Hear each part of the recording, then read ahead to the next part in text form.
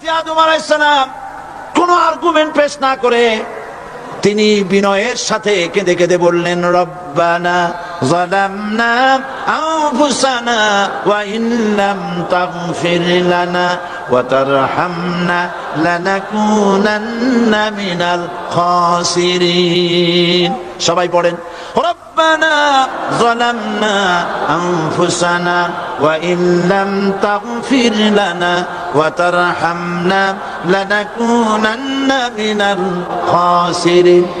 হায় আল্লাহ পাক, আমি আমার নফসের উপরে জুলুম করেছি, অত্যাচার করেছি, তুমি যদি আমাকে ক্ষমা না করো, দেখেন জ্ঞান কত, তুমি যদি আমাকে ক্ষমা না করো আর আমার প্রতি যদি করুণা না করো, তার মানে হলো শুধু ক্ষমা করলে হবে না, শুধু ক্ষমা করলে হবে না, ক্ষমা করে আমার প্রতি করুণা করে আবার তোমার রহমতের কোলে টেনে নিতে হবে, নইলে পরে লানাকুনান্না মিনাল খাসিরিন, ক্ষতিগ্রস্ত হয়ে যাব।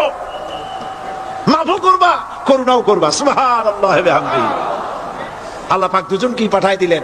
শয়তান আসলো, শয়তান হইয়া আদম আলাইহিস সালাম হলেন, তার ভুল মাফ হয়ে গেল, নবুয়তের মর্যাদা দিয়ে আল্লাহ পাক পৃথিবীতে পাঠায় দিলেন। সুবহানাল্লাহ। সুতরাং কোরআন শরীফে কোথাও